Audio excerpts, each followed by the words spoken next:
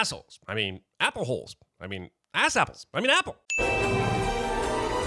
That is not the sky. That is space. Thank Fortuna for this orgy of lucky symbols. For a second there, I had no idea what this movie called Luck was going to be about. Also, luck works both ways, so where are the bad luck symbols? Where are my black cats, broken mirrors, or Cleveland-based sports teams at? Lucky Leprechaun coming in for the chorus. It's extremely convenient that Hazel goes the lucky leprechaun route, since Sam is just a couple days away from meeting actual leprechauns. And that convenience is also very sinful. And double to the left. They've taken the time to have a green screen and hang up some stars, but this girl is choosing to shout out commands while in front of the fucking camera. That is recording! You sure have bad luck, Sam Greenfield. Who, me?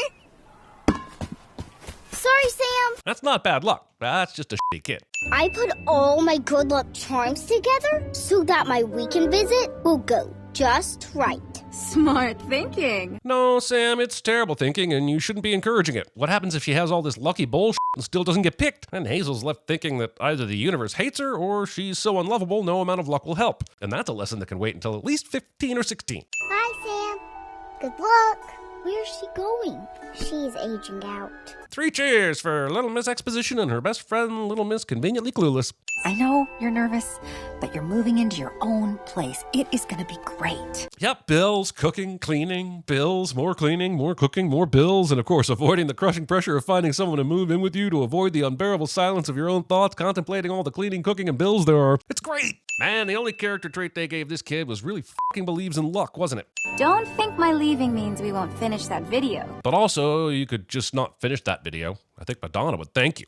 I guess we weren't lucky enough to find you that forever family. This is a terrible thing to say to someone that's been in the care system for 18 years.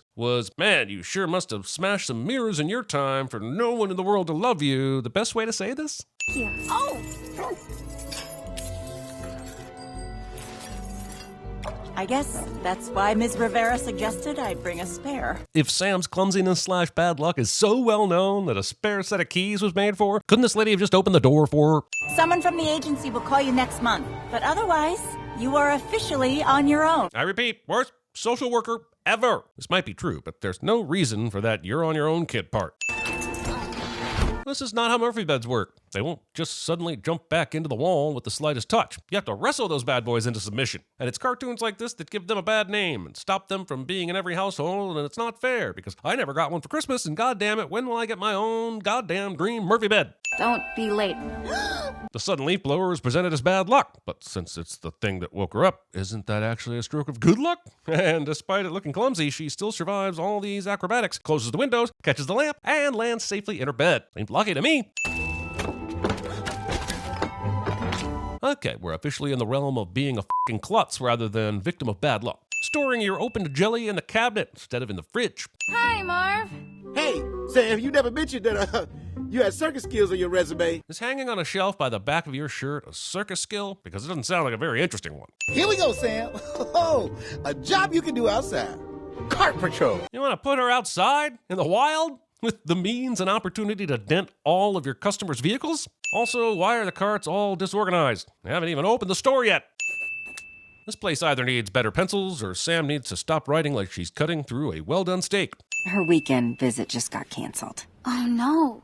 Yeah, she was waiting on the porch when they called. I mention it because it happened in an oddly specific way that mirrors exactly what happened to you on your first home visit. What if I never find a forever family? This was just a little bad luck. Of course you will. You didn't. Goddamn fucking kids and the things they say. Also, you want a family to pick you based on more than luck, right? I mean, if they're backing out before meeting you, imagine how they'll feel when you start playing music too loud, having boys over, or start rooting for the Cubs. Why couldn't it have just worked out? Because Apple wanted to have a stab at a movie with Pixar-like emotional beats, but gave it only DreamWorks level of follow-through. Also, having your feet out in an operating lane of traffic. Her weekend visit got canceled, which probably doesn't sound like a big deal. Cool, then you won't mind if we skip. You can't give someone something you've never had. This just isn't true, and there are certain non-symptomatic STDs that can prove it. Or so I've been told. And if good luck was something you could actually hold in your hand, I'd give it all to Hazel. Sam just so happens to be talking to an actual vessel of luck while complaining about her need for luck. This movie should have been called Convenience, not Luck. And yes, there's a difference. Talking to a cat. Oh! Cats! Just because the bread lands jelly side up doesn't mean that Sam is lucky. It might mean the bread is lucky, but the bread doesn't possess the lucky penny. And so it's clearly not a lucky penny. It's just a fucking magic penny, which is cool and all, but this movie is called Luck and has zero clue what luck even constitutes. Did Alanis Morissette write this film? And if she did, the answer is no. That still wouldn't be fucking ironic. Lucky pennies are real. And she doesn't go to NASA with this shit? Or some other sciencey place? This is a huge discovery. Don't waste it on one kid. Yes? Yes? Yes, yes, yes! Yes. Winner, winner, chicken dinner. So it's lucky that you can do impossible tasks like flicking the spools onto the shelf like this, because, once again, it's not. This is a new skill that Sam never possessed before. That is not how f***ing luck works. God, this movie is already pissing me off. See, Marv, this would be an example of circus skills. Believing that leaving your phone in direct contact with the poop wiping dispenser is preferable to accidentally flushing your phone away and just getting a new phone. Auto Flush 9000? Nothing kids in 2022 loved more than 2001 A Space Odyssey shoutouts. Also, flushes every time guaranteed? I'll take that bet. Regardless of how she does this, from this angle, she's going to be sticking enough of a body part in front of the sensor to cause it to flush. Why didn't she crawl on the ground so her hand would be under the sensor? Sam might be unlucky, but she also needs to develop better strategies to overcome her lack of luck. Look, if a cat wants to get away from you, it is happening. They don't need to manipulate the fabric of good fortune to vanish out of existence.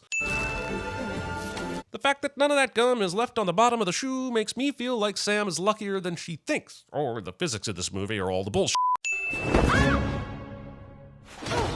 Sam survives this. Sam decides to forget that she has the worst luck in the world and jumps into the unexplained mystery portal as if she's confident it'll lead to Narnia, Oz, or Shah-Kari instead of hell, the vacuum of space, or England. In Scotland, black cats are considered very lucky. This is true, and is true for most of the UK, which says a lot more about how ridiculous the UK is than this movie thinks it does. And humans cannot be here. Well, then why does the portal stay open for a full 15 seconds after you've entered? I'm amazed they're not flooded with accidental humans. It fell out of my collar when you lured me over with that tasty meat bread. It's called a panini. Defining things that don't matter to the talking cat you just met after exiting a warp tunnel. We creatures from the land of luck aren't lucky in your world, so we carry some with us just to be safe. Did you just say land of luck? You bet your unnecessary cat's positional ass he did. Good afternoon, gentlemen. Welcome back, Bob. Leprechauns? Yeah, get used to it, Sam. Ireland will absolutely take the brunt of the cultural stereotyping in this movie. Just because Lasseter throws in his A113 shout-out does not make this the equivalent of a Pixar film. It's barely the equivalent of an Illumination film.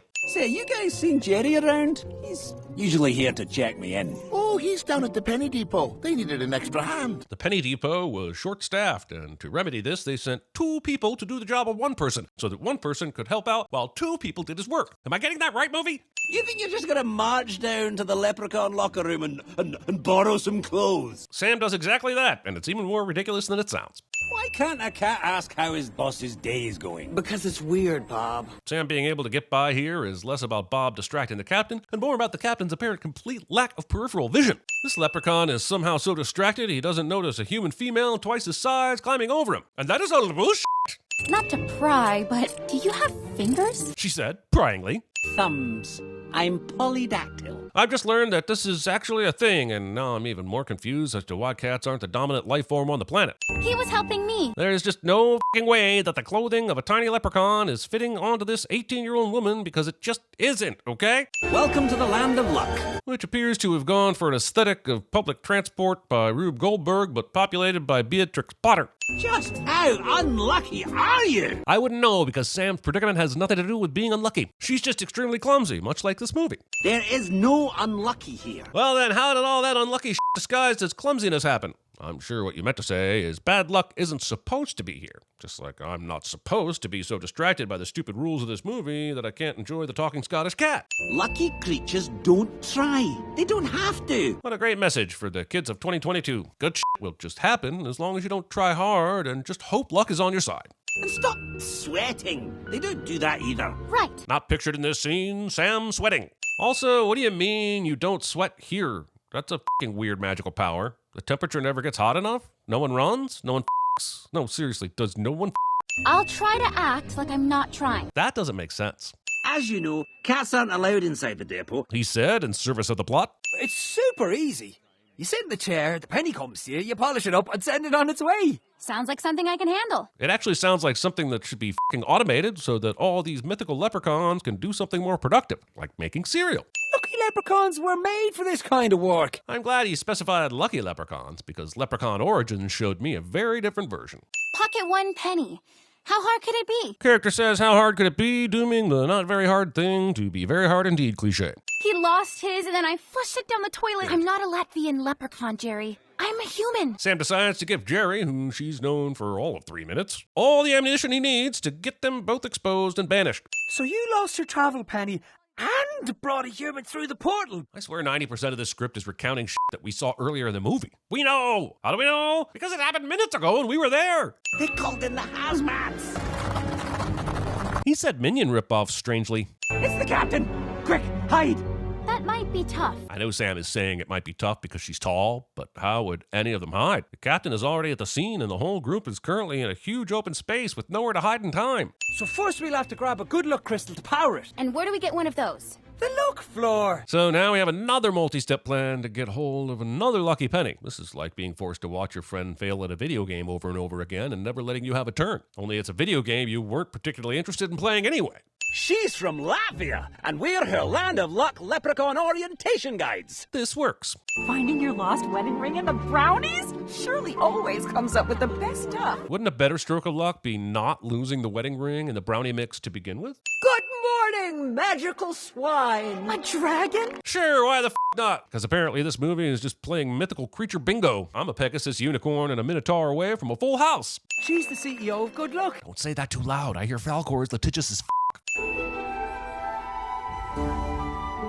This elevator platform appears to have a go back a few inches to allow for a knowing wink setting. You can keep my jacket if you want. Well, she's either stretched it out or it never fit you in the first place, so this doesn't feel like the gift you're presenting it as, Jerry. I know we'd still need to get you a lucky penny, but why couldn't I just take Hazel one of those? It doesn't work that way. Sam was trying to be excellent at CinemaSins, but got knocked out of the competition by a stray MacGuffin. What bad luck! The randomizer. It smashes the crystals into lucky dust, then sends it randomly through the luck lines into your world. Holy shit! Now there's a randomizer? This 95-minute animated movie should not need an accompanying Sin-Marillion in order to make sense. Whatever this gibberish is. We wouldn't dare play the music, but this is the second time Sam has sung a version of Lucky Star by Madonna, proving this movie clearly hates Madonna. Also, these non-Earth bunnies pulling a grease and immediately knowing all the choreography of this spontaneous dance number. A line cat used this button thinking it was a lucky penny and was run over by a tricycle in the human world. Well, and then maybe the lesson is to not rely on blind luck to protect you from... Wait,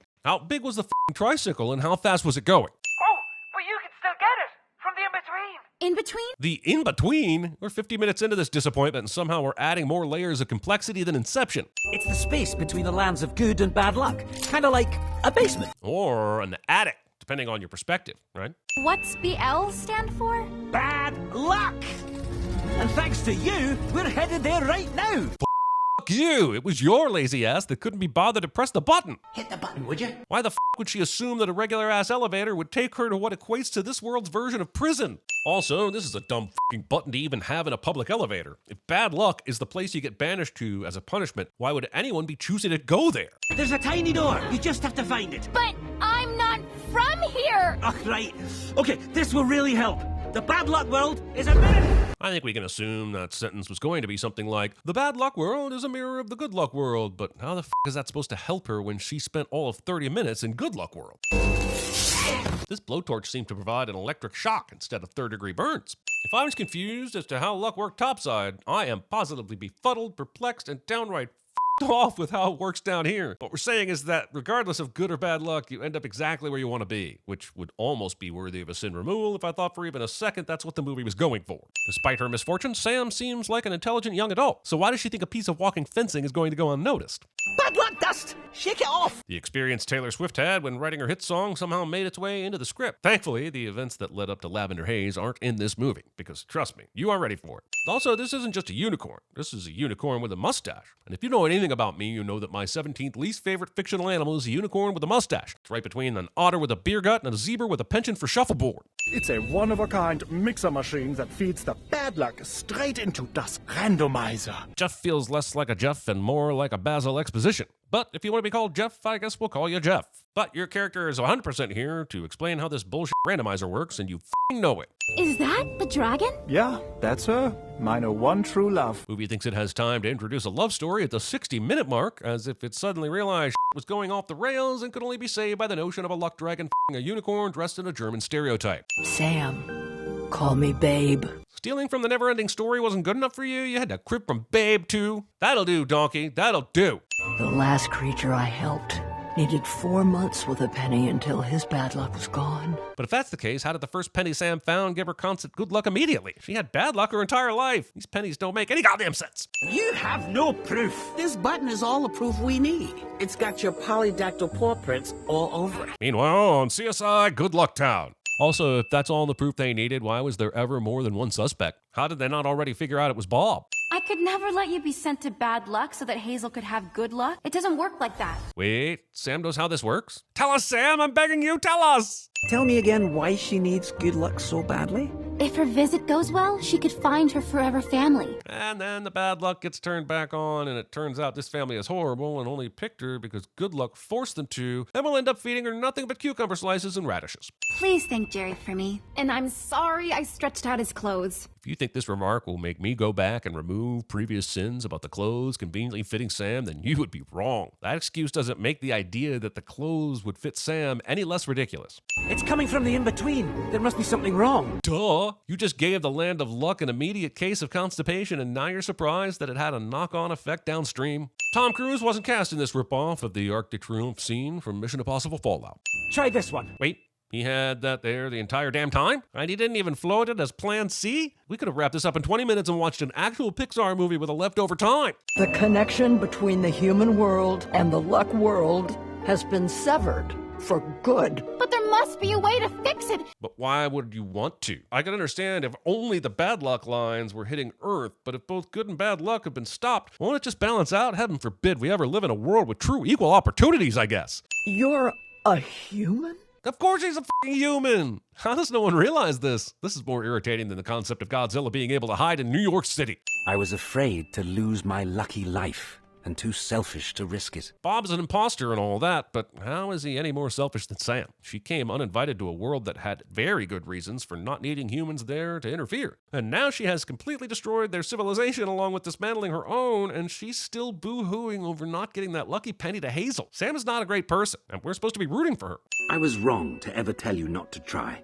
Because every time you do, you make things better. Apart from essentially everything you've seen her do since the second you met her that has literally made everything worse, of course. Wait, don't go in yet. Bob lets Sam live in fear that this is some terrifying demon lair instead of telling her that it was his local bar where everyone knows his name. I'm Rudy. John Ratzenberger is behind a bar, not a patron sitting at the bar in this scene. Also, having John Ratzenberger as a voice actor does not make this the equivalent of a Pixar film. It's barely the equivalent of a DreamWorks film. We'll get your stool down for you.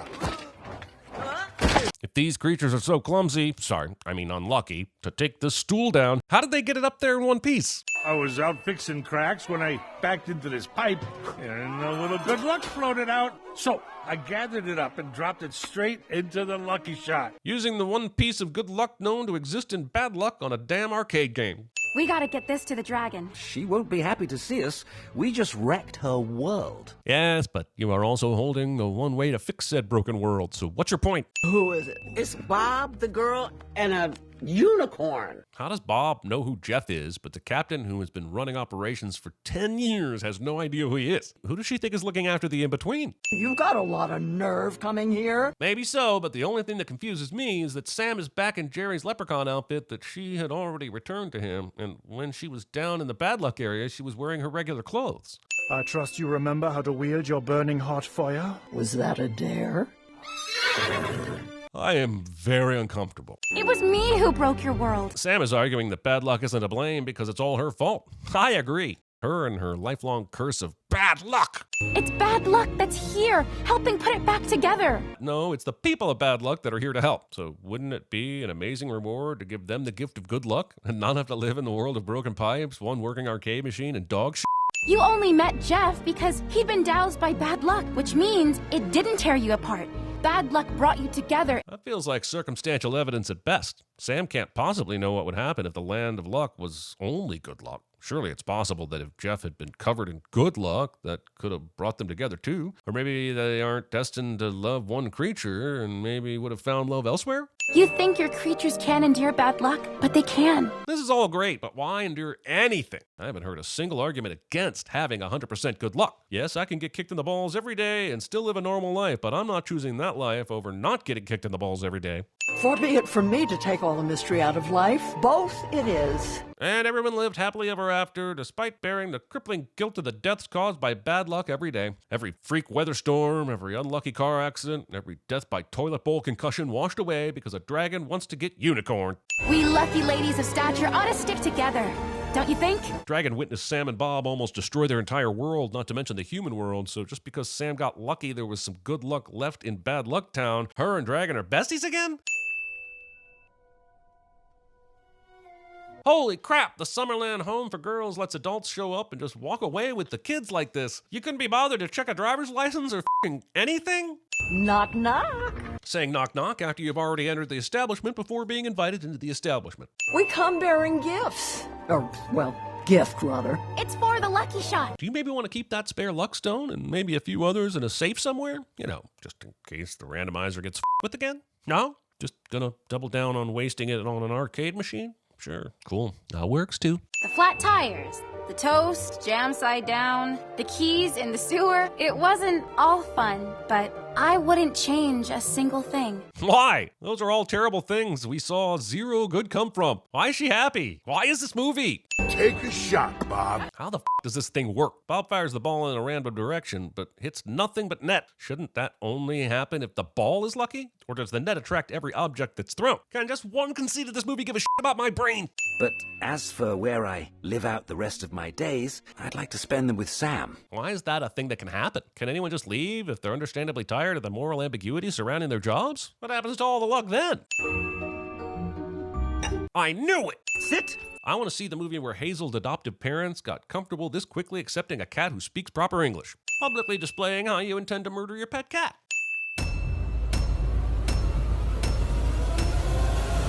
You keep using the word. I don't think it means what you think it means.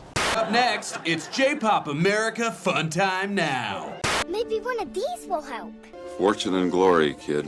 Find a penny, pick it up. And all day long, I don't give a f***. How can I get in trouble for patting down an old lady? It's standard procedure. What if I never find a forever family? this was just a little bad luck. Of course you will. You didn't. Damn! You sit in the chair, the penny comes to you, you polish it up and send it on its way. I didn't understand a one word you said. This was it! Our one chance! And now you leave. I ain't going no goddamn way anyway till I get my motherfucking money. Did you happen to see where the tampons went that were in here? Of course, I can't seem to find them. A dragon? Yeah, she's the CEO of Good Luck. She is one well-endowed lady. I'd like to get my hands on her ample nacelles, if you'll pardon the engineering parlance. Momentum, a function of mass and velocity, is conserved between portals. What? In layman's terms, speedy thing goes in, speedy thing comes out.